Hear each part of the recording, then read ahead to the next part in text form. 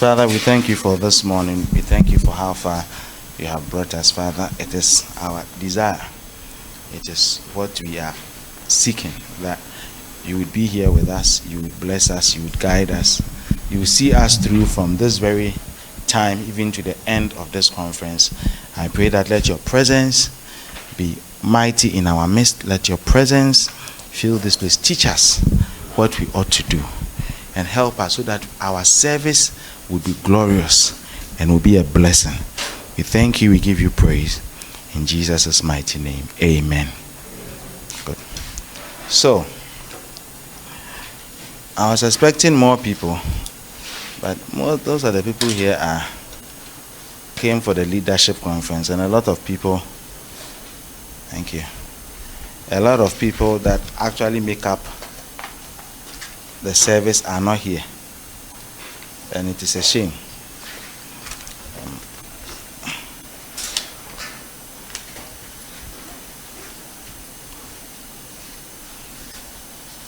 Okay, so you've been given some manuals. These manuals are they are still work in progress. We used some of it for the leadership seminar, and we are modified or added a few things to add to the service makers conference. Now you may ask yourself, why are we here? What is the purpose of this? Like, why have we gathered all of us to be here for this conference?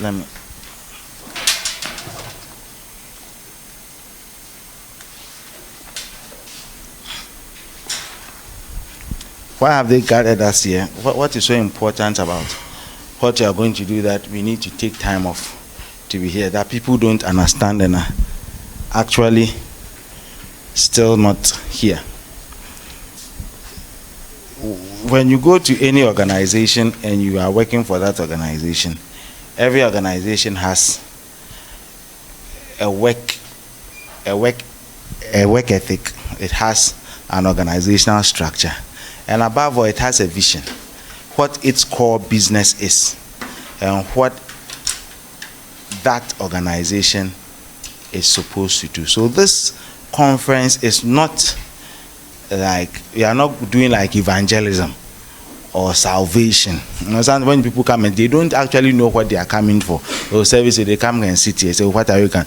This is not like, we are not doing breakfast meeting where our aim is to evangelize or to win souls or to talk about how you can prosper, or how opportunities that will help you to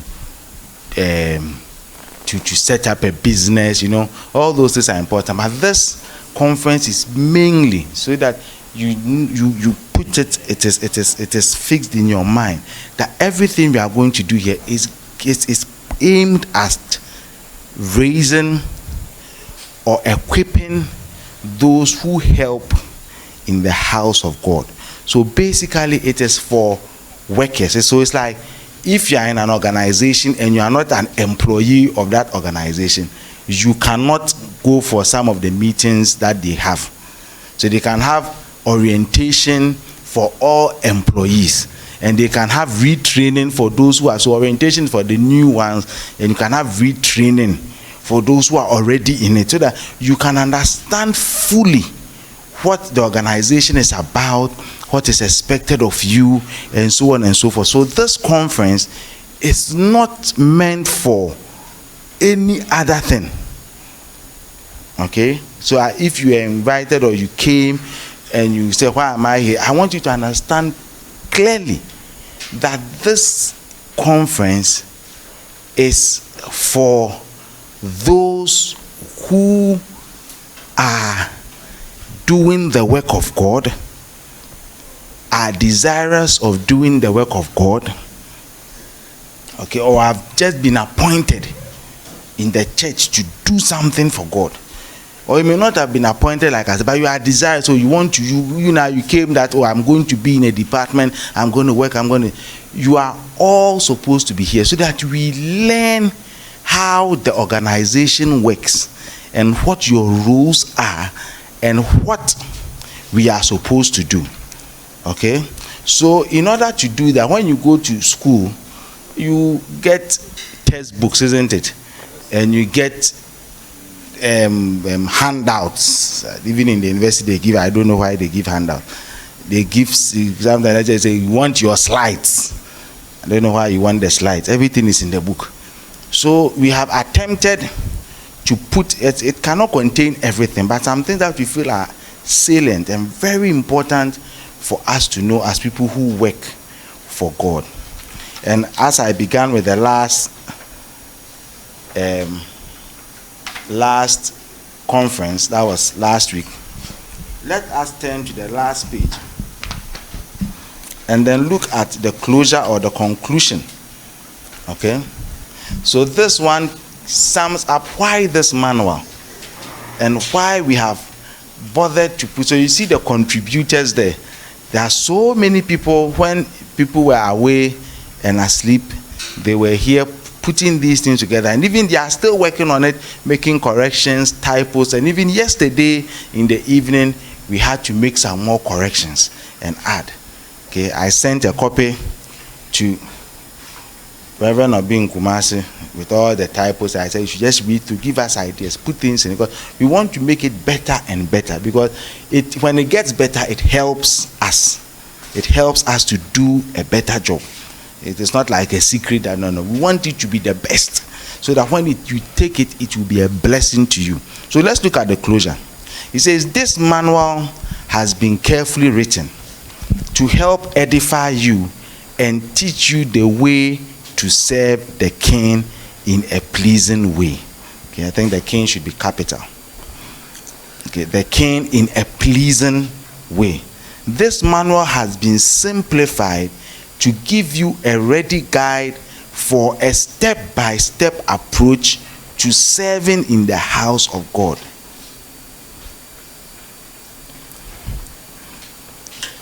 The manual leaves no room for trial and error.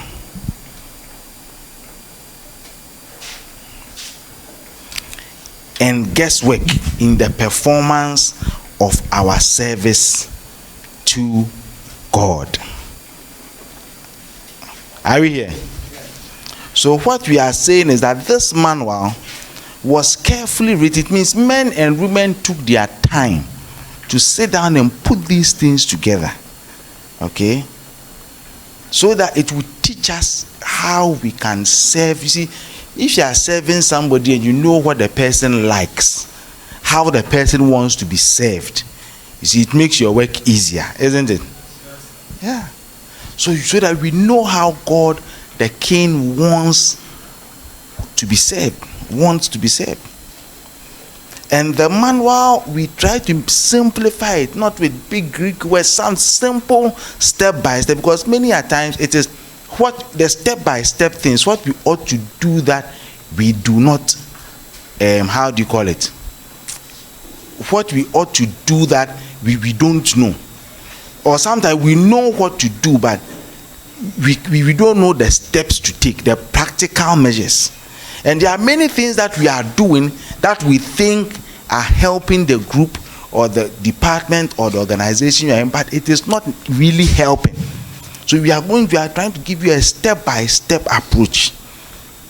And it says the manual leaves no room for trial and error and guesswork. See, we don't have time to be second guessing what we are doing, or to just try it out and see. Are you here?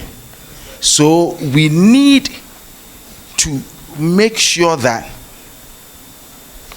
we are doing it right. And many of you have not served before. Okay, many of you've never been given a position. You are just a what do you call it? A part of the church or part of the department. So it helps you to know how things ought to be done, so that it will be done properly. Because you see, and particularly in this church, in this church we don't have time. You see, it's not like other churches where the church can be there for 40 years. Not that this church cannot be there for 40 years. See, but the church is there, and then every Sunday, Wednesday, Thursday, they meet, isn't it? And somebody can be in the same church for 40 years, 50 years. In fact, from cradle to grave, isn't it? You were born in the church, you died in the church. Is it not so? But in this our church, because of the fact that it is situated on a campus, and people transition in and out of the campus, majority of people will leave after 4 years. So it means that after 4 years, the face of the church would have changed entirely. If you left 4 years ago and you came back, you wouldn't know anybody apart from me, or maybe somebody who was doing a 6-year or 7-year course or 5-year course, or somebody who is doing a postgraduate, or myself. But beyond that, you will not know majority of people. So we don't have the luxury of yes, you understand? Yeah, we are trying, and if it works, if it doesn't, no. We don't have that luxury. So this manual is to help us cut out. Are you here? Cut out all those things so that we would be able to do the work effectively within the time that has been allotted us. Are you here? Because 4 years comes very quickly. 4 years, it comes very quickly. Really not, doesn't it come quickly? It comes very quickly. Today you are here, tomorrow they say you are no more, they've taken your ID, you can't enter the hall, and they say you are a trespasser. But in those times when we work freely, just enter, I know the porter, just where you go. When you after you go, they tell you that, oh, yeah, nobody knows you. Yeah. Nobody knows you. And it gets worse as you grow older. When I go to KNUS, nobody knows me. Nobody knows me. I look at that and say, hey, Mita, when we are walking freely, we cross the road, we don't even watch whether it's zebra crossing, we just cross. If you come, then we insult you, then we go. As if the road is for us. Is it not so? Yeah. We enter freely. You know almost everybody in there. It's like it's so strange. When you get to a place like the big, you know everybody, everywhere you pass, you know a familiar face. People know you. When nobody knows you, no one will mention your name. Even the security people, they've changed. They don't know you. But those are the security people, they know you. And you can't, oh, this one is in the hall. You don't even need to show ID. They know you. You understand? But it passes so quickly.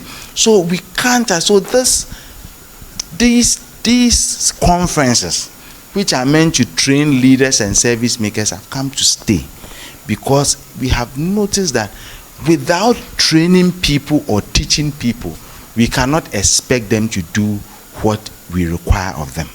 That is why it is a shame that many of them are not here. If you can put it on the page that they have to be they have to come, because it is not a joke. This is not a joke. You see, we have spent time and money and effort to do this. You should also sacrifice and be here at least.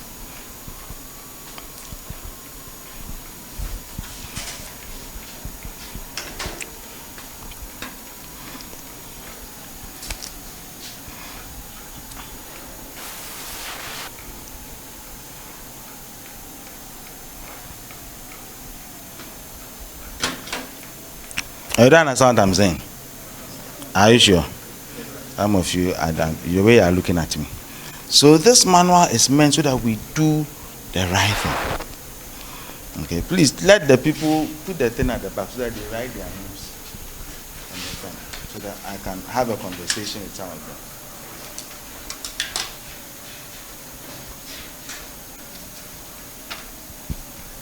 them. Okay, so once we have come,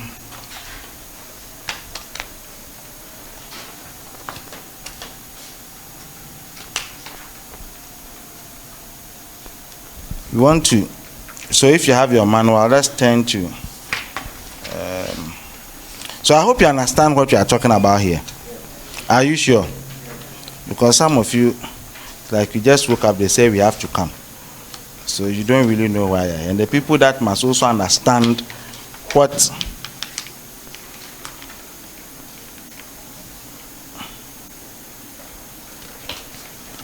we need to do.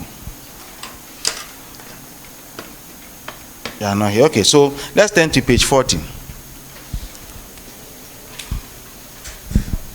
I want to leave certain aspects out because I want people to be here to hear. Fruitfulness.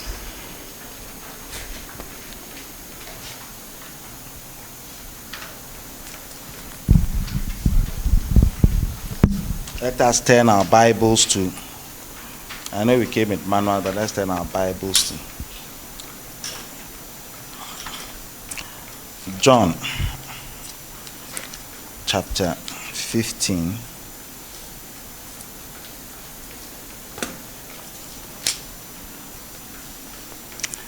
Okay. Verse 1.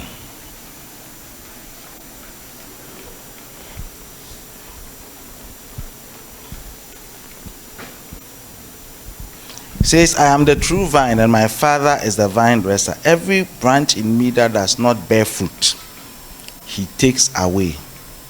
And every branch that bears fruit, he prunes, that it may bear more fruit. You are already clean because of the word which I have spoken to you. Abide in me, and I in you. As the branch cannot bear fruit of itself unless it abides in the vine, neither can you unless you abide in me. I am the vine, and you are the branches. He who abides in me, and I in him, bears much fruit. For without me, you can do nothing. If anyone abides in me, if anyone does not abide in me, he is cast out as a branch and is withered. And they gather them and throw them into the fire, and they are burned.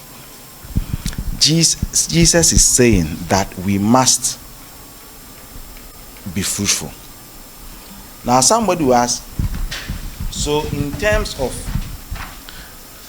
Christianity, what does, because we use the word fruitfulness all the time, isn't it?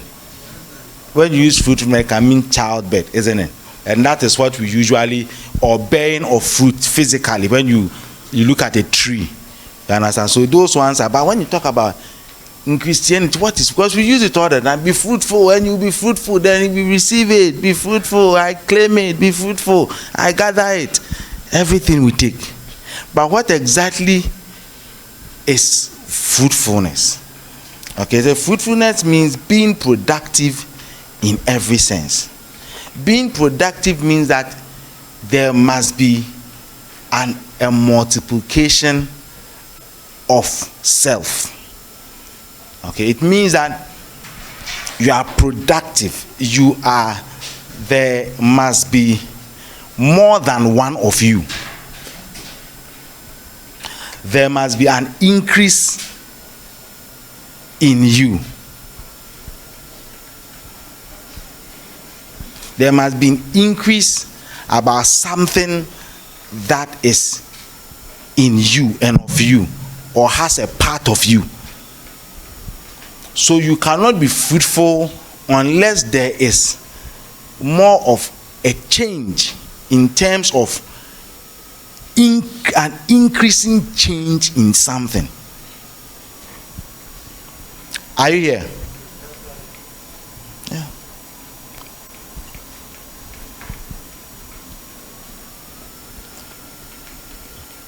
So when you talk about a fruit, like let's say this business is a fruitful venture, it means that whatever the business seeks out or aims at doing, there must be more than one of that thing. So if you make I was going to use a particular, but let's say you make fruit juice, papa juice, juicy juice. In order for papa juice, juicy juice to be fruitful, when we can only say it is fruitful when there is more than one Papa juice, juicy juice. There has to be more than one bottle of it. When you produce, there must be several. And the aim of the Papa juice, juicy juice is so that it will make money. Is that not it? So that if we don't have the money increasing, then we cannot say. You understand? So Papa juice, juicy juice can have a big factory. Okay? In fact, it can have 2 or 3 factories. You understand what I'm saying? But then we do not say that he has 3 or 4 factories, so he is food. No. The product must multiply, and then the purpose, which is to make money, must also multiply. Then we'll say that Papa juice, juicy juice is a fruitful venture. No be so? Yeah. So the core thing that you are doing, you see, we must see it in the multiplication of it must come for there to be fruitfulness. Are you here? So it means that in the church, in your department, what is your core activity? What is the business? There must be an increment. There must be something that you see, there's something you aim to do. Can we see that thing multiplying? Some of the things you say, oh, they are abstract. How can we? No, everything. Technical team. Okay? The aim of the technical team is what? Is to give us good sound. Is that not it?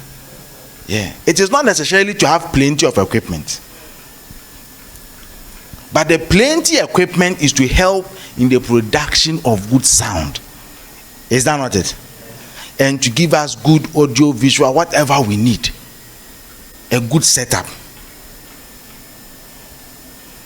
So they can have a lot of gadgets. Okay? But if they are not giving us the good sound, you say that, oh, they've increased, they've got it, but we are not seeing the actual thing. Is that all these things must come together. So it is the good sound and how the sound is getting better and better, and how when they set up every time it is good, and that is what we say, oh, then they are doing well. Fruitfulness is in the technical department. Yeah. And then you see, so we can attribute the fruitfulness to the gadgets, which can be so because maybe as they do the work well, people give them more things to use. You see, but you cannot say that because they have more of this, then it means that they are fruitful. It is the last thing, the purpose of the thing, the intent of the thing. Are you there? Because if you have Papa juice, juicy juice, and you are even getting plenty, the end result, the intent was that you do business to make money, isn't it? And it's not giving you money. You are not fruitful. You see, so the bottles should eventually lead to the money. Or it doesn't make sense? Yes. Are you sure? Yes. Yeah.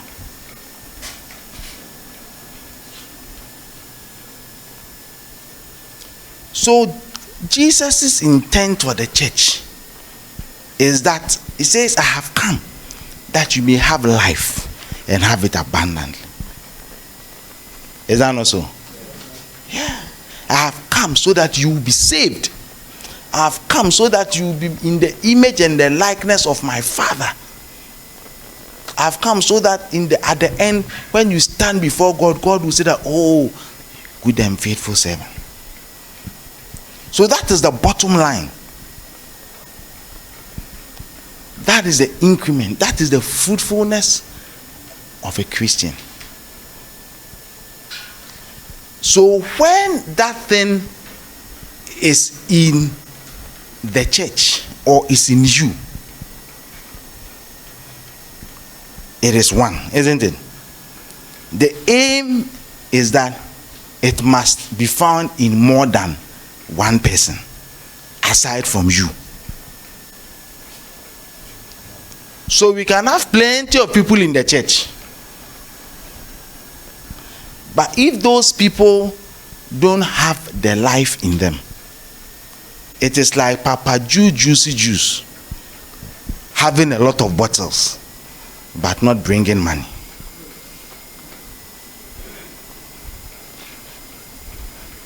That's what I'm saying. Yeah. You see, because when you take a fruit, okay, a fruit is only as useful as the seed that is in the fruit. You know, sometimes we have fruit, nowadays we have, when you travel, people don't like to eat seeds in their fruits. When you are eating or you don't like seeds, so in many countries when you go, they have genetically modified fruits which have no seeds. You see, the grapes that you buy in Ghana, they have plenty of seeds. When you eat proper abotek, there are no seeds in it. You put it in, you crash every. You don't have to do. No. You understand? Yeah. So there are no seeds. Yeah.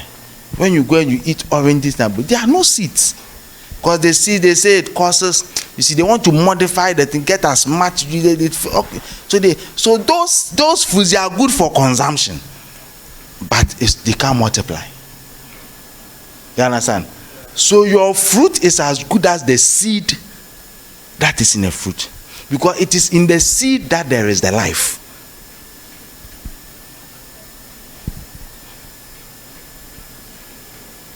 You don't understand that? Yeah.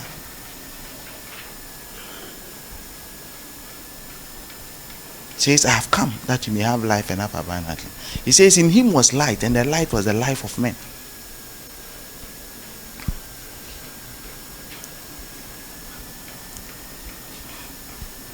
Are you still here? Because the fruit contains a lot of things, but the most important thing the fruit contains is the seed. And the seed, when you do, those of you who did other courses like arts and business, but you still did some science, you realize that the essence of fruit is that it will help the seed to be dispersed. When you take fruits, they are very attractive, isn't it?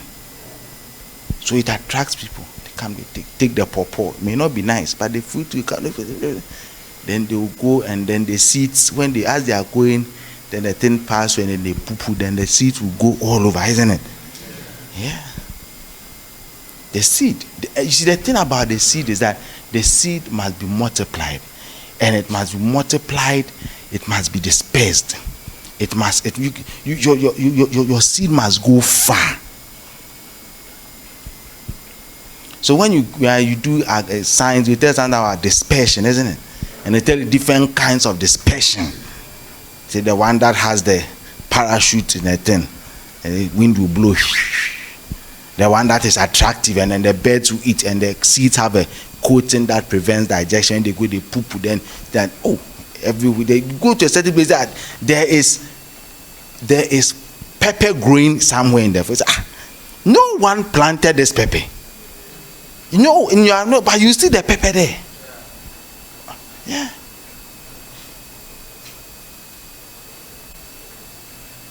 The coconut, such that when it is dry and ready it becomes very light. The coconut grows by water, isn't it? That can fall on the water, then the water will carry it to another place. Then it will grow. So look at all the fruits. Mango. When you go and take mango, your aim is never to disperse. Yours is to eat, isn't it? You eat it, then throw the thing. Then the mango you ate in Accra is growing in Koforidua. What a mango.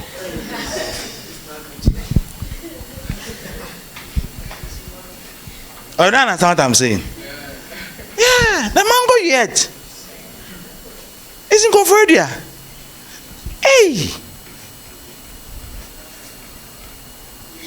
So the life, the essence of the fruit is that the tree, which is a tree of life, must multiply.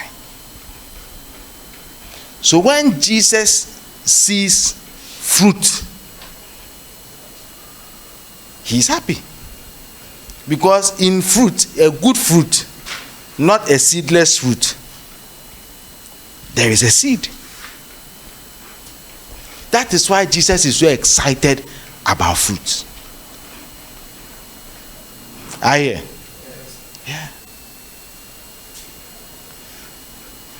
The fruit is what will attract people to you. You cannot pass on life when nobody is attracted to you.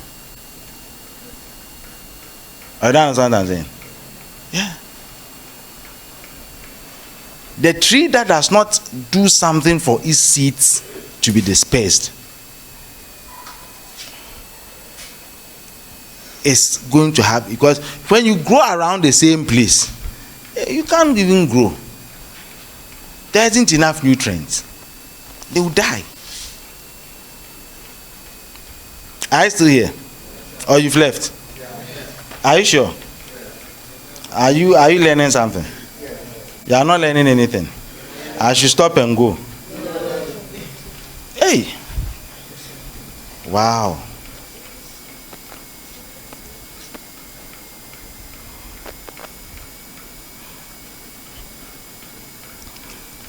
So your fruit would attract somebody or bring somebody.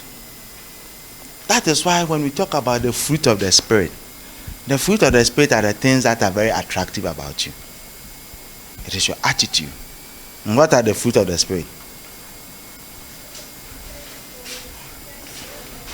There are 9 of them, isn't it? Okay, let's read them. Galatians 5:22. Somebody should go then. Galatians 5:22. Or it's not 5:22. 22. You've forgotten. You don't know where Galatians is. Hey, you went home, no, boys and girls. Is it there? You found it. So who's reading for me? Let's see how it goes.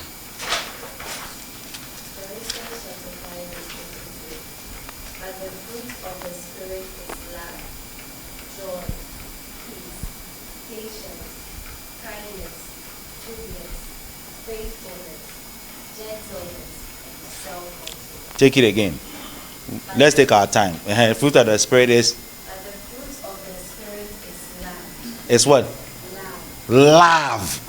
Or do. Okay. Sweet love. Yes, go on. Joy. Wouldn't you like to be around somebody who's always joyful? Even in this church, those who smile have more people. Like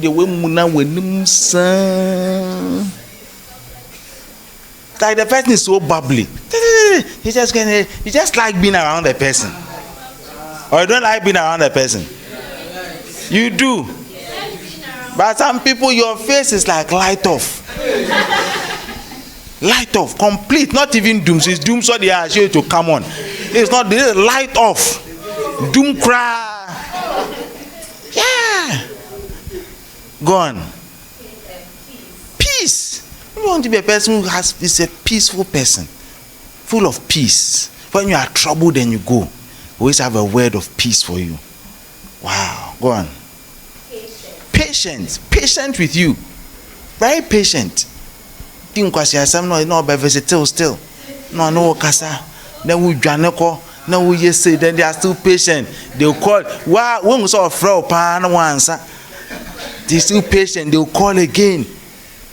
You come, you are there. You tell roommate to come and say she's not there. Catch you, say me no.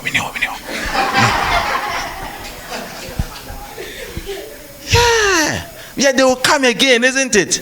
And they will come again and they will say, hey, they are made na. What a shock. Yes.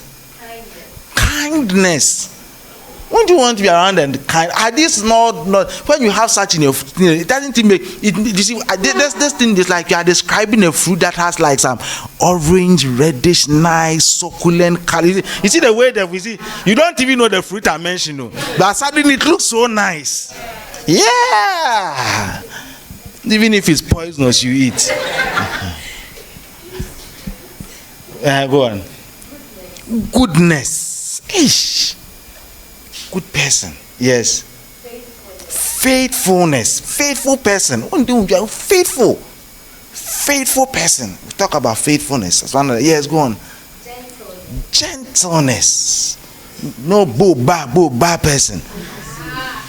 The way I make a KB action, when I also hear then, the best rock I crown or chair. What's that? Are you my mate? I am my co-equal. I saw it you, Nankawadi and Kameno on your shade. Yeah.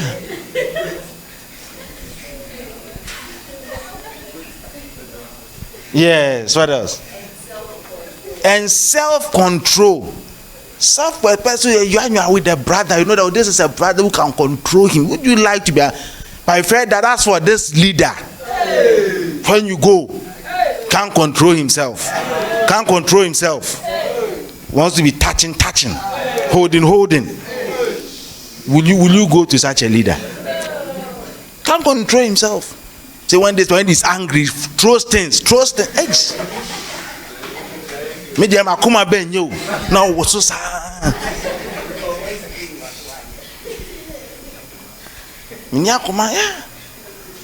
Self-controlled person. Saturday we pan we say Charlie, let's see a fasting. Leader no control shan no so ko no didi. Leader no show do didi. Wa shane dem me didi. Will you want to be around such a person? Because you know that when push comes to shove, the person is not going to say that, oh, let's not eat. You say, Charlie, man can't do so. No, can't do, Charlie. Yeah. Self-controlled. Is that not it? Are these not beauty? Like, if you have such thing in the food, what kind of food do you think it will be? How do you think that food will look? Fantastic, isn't it? Yeah. Bring people. So when God sees fruit, he's excited. And you only get fruit in mature people.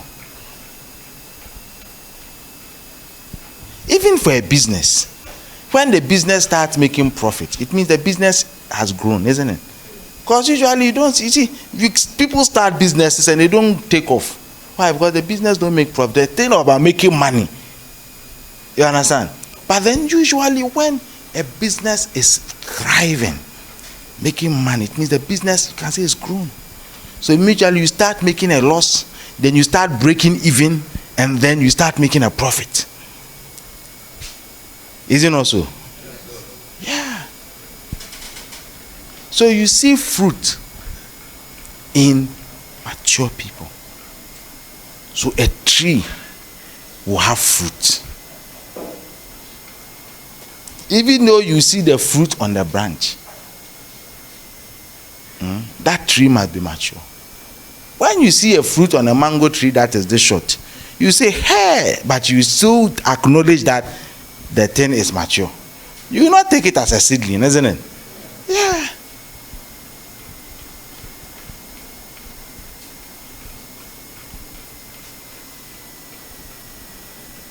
Okay, that's why we are talking about growth this semester, isn't it? Yeah. To become fruitful. And that fruit is very attractive.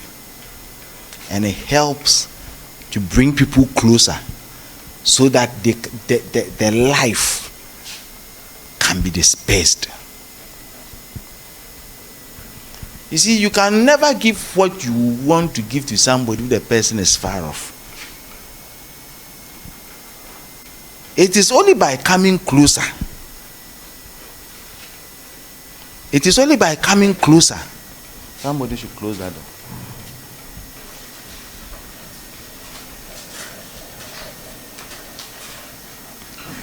You see, then you can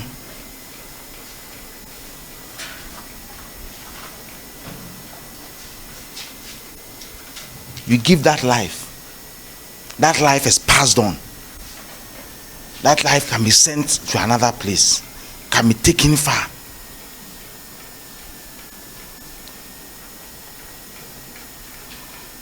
So we must all grow, and we must all begin to bear fruit. Bearing fruit is not just bearing fruit in itself. The tree bears fruit because it is needful for its survival, for it to continue to exist. Because the tree would eventually die, isn't it? But it must continue to live after it is dead.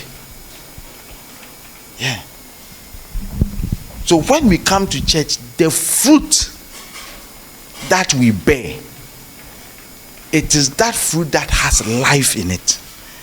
And it is that life that must be passed on.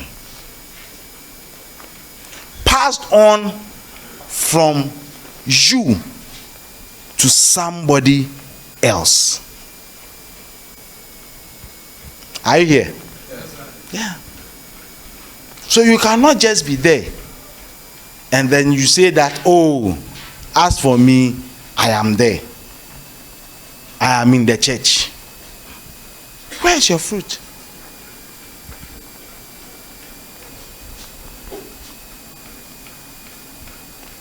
He says that the branch that bears fruit, says he comes and he prunes. That means that when God sees fruit, he's attracted to fruit. It makes him stop whatever he's doing to pay more attention to you. And he's just not happy that you are bearing more fruit, that you are bearing fruit. He wants you to bear more fruit. You understand? More fruit. Somebody will say, hey, me, I don't like evangelism. Oh, me, I'm not really an evangelistic person. I don't really like going out to talk to people and to, you see? Yeah. Dispersing of the fruit. And the fruit, dispersing of the seed and the seed surviving it's not one thing. You see, when you say bearing of fruit, what we think about is evangelism, isn't it? Or yeah. All we think about is evangelism. It is good. Evangelism started. We can't do anything without evangelism. Evangelism is that thing that we cannot do without. It is paramount. It is important. And we must all, you see, it's not a matter of liking. It's a matter of it must be done. It says that what? Faith cometh by hearing, and hearing by the word of God. It says, but how would they hear? See, if nobody tells them. It says, and how will it be told? Unless what? The people are sent. It says, how beautiful are the feet of them that preach good news. So as you go and you talk to people, God sees your feet as being beautiful. Yeah. So evangelism, we cannot do without. Because we must bring forth our kind. But after the evangelism, what next? There are a lot of people that come to church. You've not even evangelized, they have come. But they don't have life. After doing this work for a while, I have come to realize there are many people who sit in church, but they don't have life. They don't. Because some people, they will come to church because they must come to church. It is in them. Sunday is time for church. Yeah. And there are many people like that. When you are even in the room, you will not feel fine. Like, why? It's like you are doing something wrong. You understand? But you are coming because it's like you not going for lecture. No, you are not going because you want to learn. No. But a back on kwan with them, your place will be quiet and you not feel fight like it's like you're a good person. So it's like you're doing the wrong thing. But you are not actually going to go and learn. Yeah. So people come to church and sit in church, and it's not because they are what do you call it? They want life, or it's like or them Sunday they are nyamedia so the woman kwesi ada there kwa sorry. Yeah. And you've been brought up with it.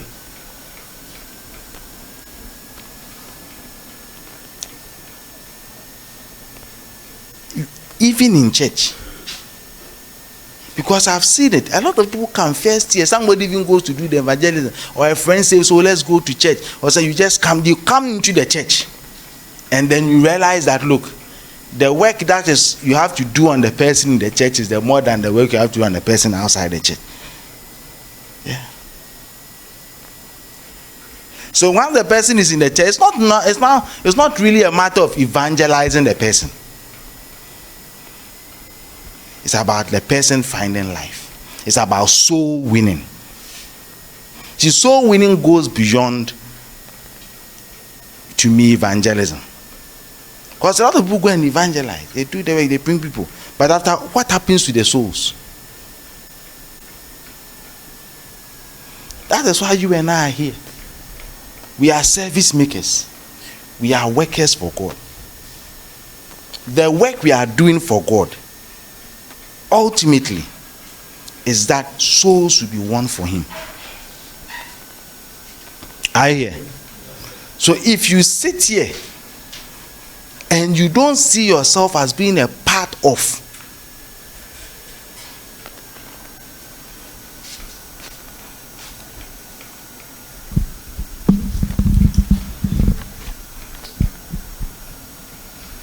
it is, if you don't see yourself as being a part of this soul winning agenda, then there's a problem. I hear. Yeah.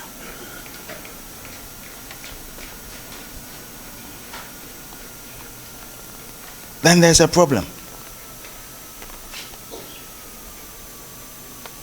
You cannot be a leader, you cannot be a service maker, and not see yourself as, I am part of this group that is supposed to send life to people. The different groups, the different departments, organizing ourselves into DOs, move to smaller groups.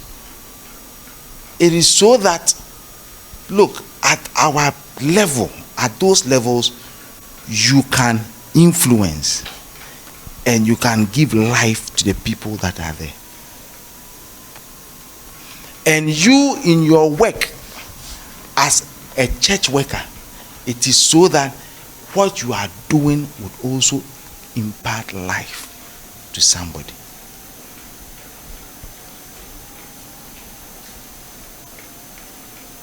Many people sit in church nowadays and they don't care about what is happening to the person sitting by them.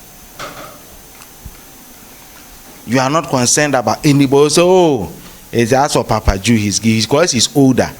Because he's older, the people, they like him. You know, he knows how to talk. He's experienced. So he can visit people and talk to people and actually, share his life, and he's a nice person. You too, why are you not a nice person? Where is your fruit? Yeah.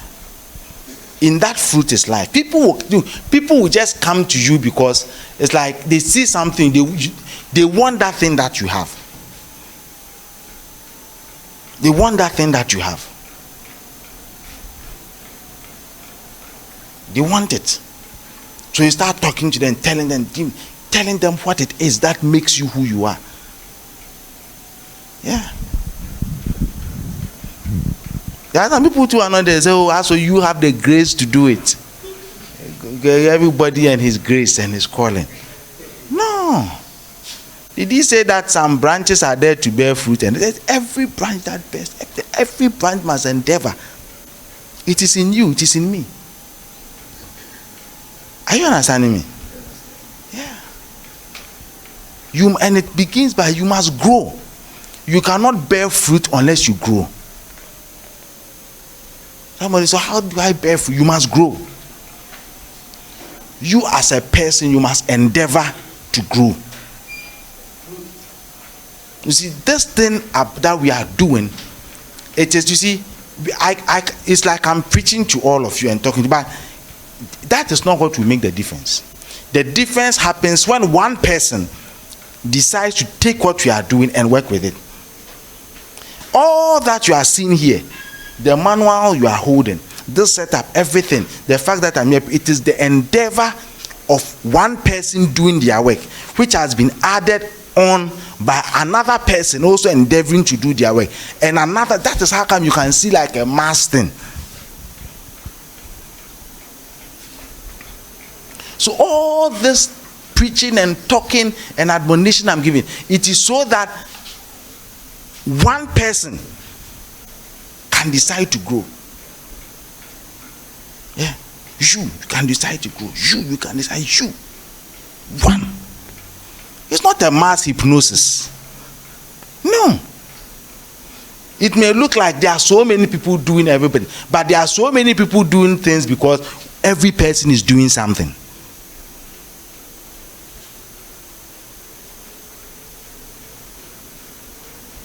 You can only have a forest when every tree decides to grow.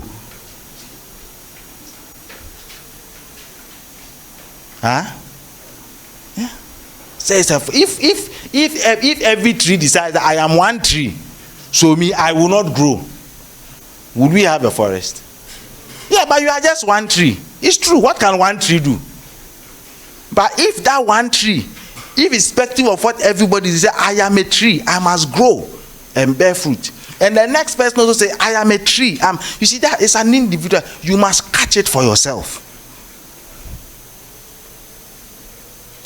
The vision of this church will come to pass when the individuals catch the vision and run with it.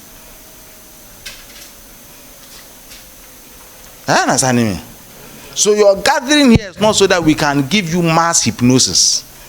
Our gathering here is that perhaps, peradventure, with all the talking, one person will decide that I want to grow.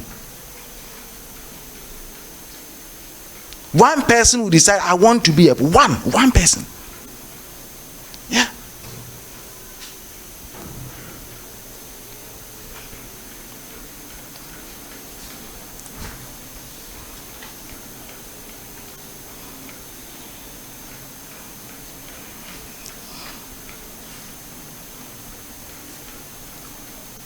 So when you grow, you bear fruit. And when you bear fruit, you have seed. There may be many seeds, but each seed is an individual seed. And when the seeds are dispersed, one tree will become one seed will become one tree. One seed will not become 1,000 trees. One will become one. Another one will become one. So never despise your one. So as for me, I'm not. Look, you are there so that you will do your work well as an usher. You will grow as an usher, grow as a Christian, and it will attract somebody. You can then influence the person, somebody coming after you. You can live your life in the person. You can give some, but what can you give when you see, how can you give a seed when you have not grown? How will you even bear fruit? I've never seen an immature tree bearing fruit. Seedlings don't bear fruit. Yeah. Seedlings don't bear fruit. So you are there as an individual, as a person. It's like you are one person, but you can do something.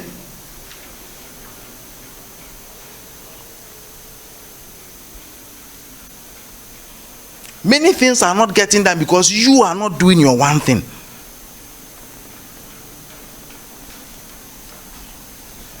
When you do your one thing, are you here? When you do your one thing, somebody too will do their one thing. Imagine we are 10 and